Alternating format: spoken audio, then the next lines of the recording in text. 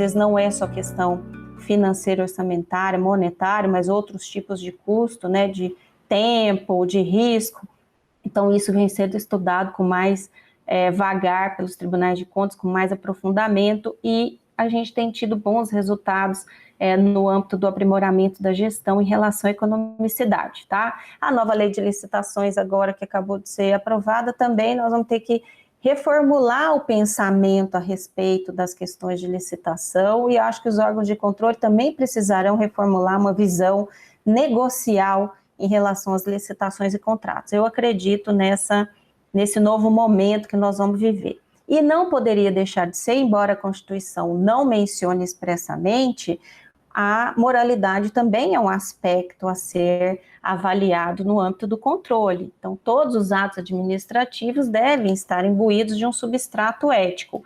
Embora os tribunais de contas não verifiquem a questão da improbidade diretamente, né? Alguém pode questionar, mas espera aí, os tribunais de contas não olham a questão da improbidade diretamente. Não olham, realmente, mas olham a questão da moralidade. Se algo ficar detectado numa fiscalização em que a ausência desse substrato ético, ou seja, existe ali indícios de corrupção e tudo mais, os tribunais de contas devem agir.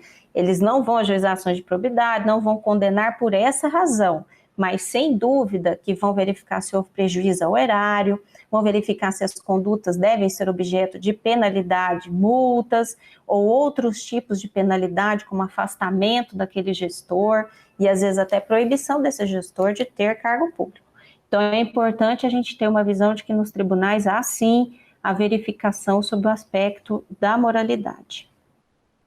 Eu trouxe um slide, uma lâmina apenas para demonstrar qual é a estrutura dos tribunais de contas, né? A gente fala, Tribunal de Contas, e às vezes não conhece muito bem como eles são desenhados, qual é a estrutura desses órgãos de controle externo. Os tribunais de contas, eles no Brasil foram desenhados como tribunais muito parecidos com aqueles tribunais judiciários, né? Então nós temos lá um plenário, que é um tribunal pleno, no qual todos os componentes ali estão reunidos e as decisões ali são colegiadas, e as câmaras, que são órgãos fracionários também colegiados, que compostos por esses membros aí que estão no slide, que são os ministros e ministros substitutos no âmbito do TCU, conselheiros e conselheiros substitutos no âmbito dos tribunais de contas estaduais e municipais. A própria Constituição faz essa distinção, e a própria Constituição diz que tanto ministros quanto conselheiros e conselheiros substitutos estão submetidos à lei orgânica da magistratura. Então, de um modo geral, criou-se um tribunal com uma magistratura própria, né, uma magistratura de contas voltada à questão muito específica do controle externo, e inclusive dentro dos tribunais de contas nós temos um Ministério Público de Contas. O Ministério Público de Contas é um órgão interno dos tribunais, esses representantes ministeriais atuam dentro dos tribunais de contas, relacionando-se aos processos de controle externo que ali tramitam.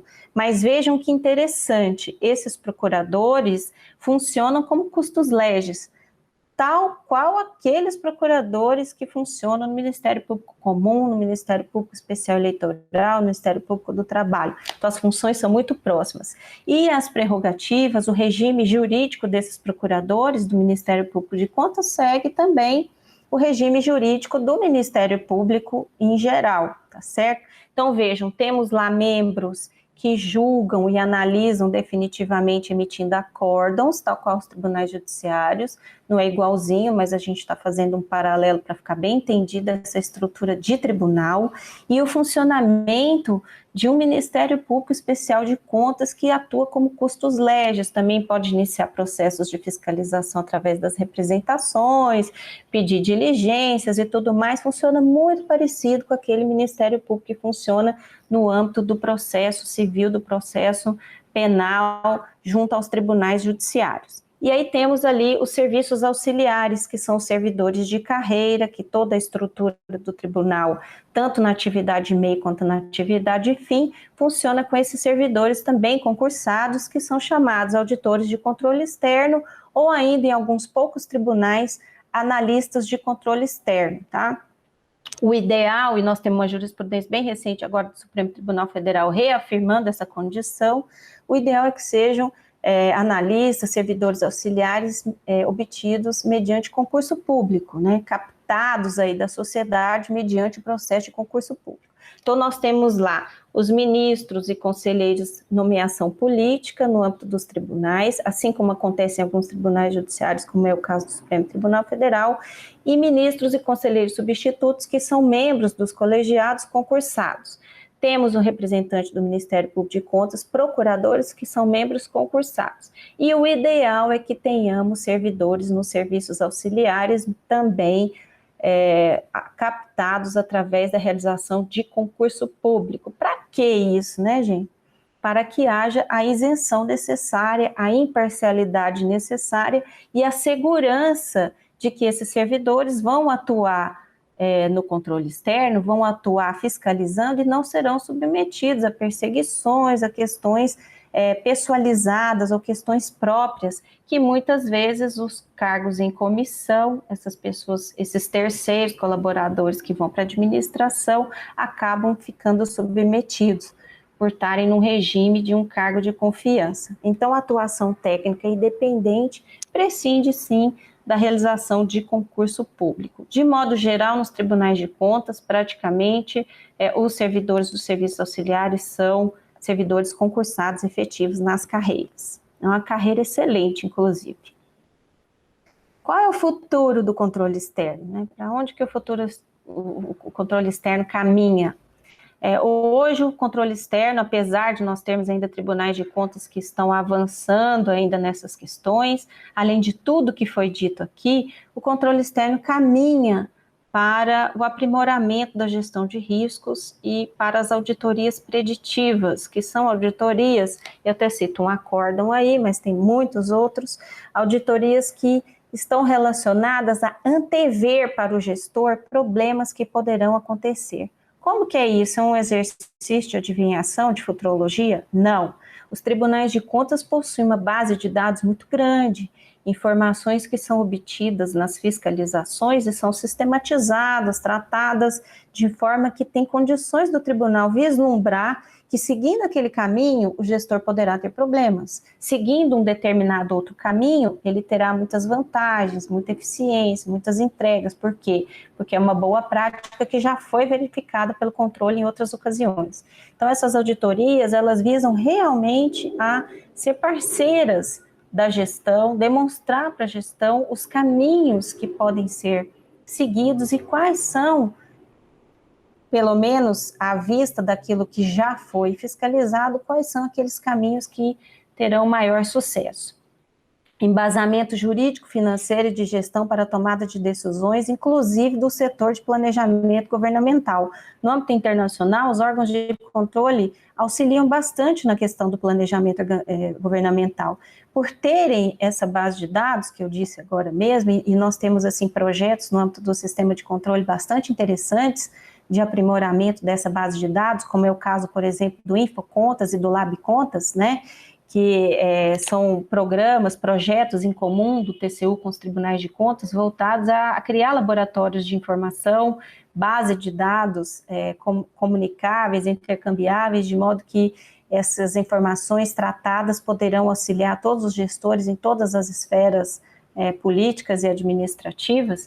Então, nós estamos caminhando exatamente para esse auxílio até mesmo no âmbito do planejamento. Então, o gestor vai lá buscar uma informação, vai verificar, não, isso não funcionou no âmbito desse programa, isso funcionou, tal maneira de comprar não foi boa, tal maneira foi boa. Então, há um banco também de boas práticas, de tal forma que o gestor possa se orientar até mesmo para se planejar. Vejam que interessante esse futuro, essa função do controle aí que nós estamos vislumbrando e que já está sendo praticada no âmbito do Tribunal de Contas da União.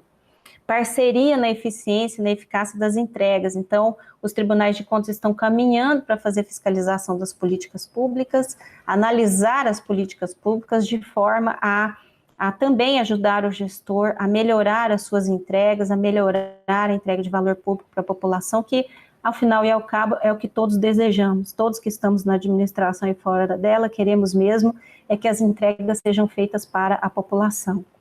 E, por fim, um futuro do controle é criar um canal de comunicação entre o Estado e a sociedade. Isso já está acontecendo. O Tribunal de Contas, por organizar, por obter muitas informações sobre a gestão, criar retratos e muitas vezes até filmes sobre as administrações, né? Quer dizer, a gente pode ver todo momento, toda a sequência daquela administração, daquela gestão, de uma maneira transparente, de uma maneira publicizada, e mesmo através das escolas de contas, que agora na nova lei de licitações adquiriram um patamar bem mais, vamos dizer assim, especial do que já tinha, né? Essas escolas de contas e toda a atuação dos tribunais são muito comunicadas com a população. Quem tiver interesse em entrar no site dos tribunais, no site da Altricom, no site do IRB, que é o Instituto Rui Barbosa, todos esses tribunais, essas associações, essas entidades têm sites com muita informação, com aulas gratuitas, com capacitações,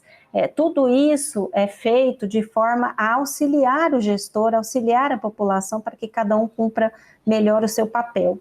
Eu vou destacar, depois que terminar aqui aquilo que estava na programação, né, alguns poucos itens que demonstram essa nova atuação, essa nova visão que tem que se ter dos tribunais de contas e das escolas de contas. Mas, finalizando aquilo que já estava na programação aqui do curso, os tribunais de contas, eles devem agir ou atuam no âmbito do combate à corrupção? Até que ponto os tribunais de contas conseguem auxiliar nessa questão do combate à corrupção? Então, na verdade, os tribunais de contas, eles não atuam diretamente no combate à corrupção. Não faz parte do seu escopo primordial combater a corrupção. Mas não há dúvida nenhuma que dentro da sua atuação institucional, constitucional, dentro daquelas funções, daquelas atribuições previstas para os tribunais de contas, não há dúvidas que há, sim, um papel bastante relevante no âmbito do combate à corrupção, porque, como está escrito aí na lâmina, o Tribunal de Contas tem um papel indutor da transparência. A transparência, ela dá suporte, ela dá base para o controle social, ela dá base para a mídia, para a população, seja organizada, ou seja no âmbito individual, perceber o que está acontecendo na administração, vislumbrar a ocorrência de combate à corrupção, e aí os órgãos competentes para isso, Ministério Público, Justiça, Polícia, realmente fazerem o seu papel. Então, a transparência, ela traz luz aos atos administrativos, e essa luz acaba revelando realmente atos de corrupção. Também os tribunais de contas são indutores da governança. E a governança, hoje, ela envolve a capacidade institucional, desempenho, relacionamento. Então, quando os tribunais de contas verificam a observância, a aplicação, a existência ou não da governança numa determinada gestão, acaba revelando elementos nessa atuação, acaba revelando informações que levam tanto aqueles legitimados quanto a própria população, a mídia, a verificarem algum ato de corrupção, e aí sim o combate à corrupção conseguir levar a efeito a sua missão. Também os tribunais de contas auxiliam na melhoria do processo de escolhas, porque fornecem informações na tomada de decisão, e essas informações são transparentes, são claras. Se a tomada de decisão divorcia-se daqueles elementos, daquelas informações que estão tão claras, tão transparentes para a população e para os órgãos que realmente atuam no combate à corrupção, esse divórcio, essa dúvida em relação a isso, peraí, o que aconteceu aqui? As informações levam a uma tomada de decisão, a decisão foi uma outra, essa dúvida leva à investigação, e a investigação leva ao combate à corrupção.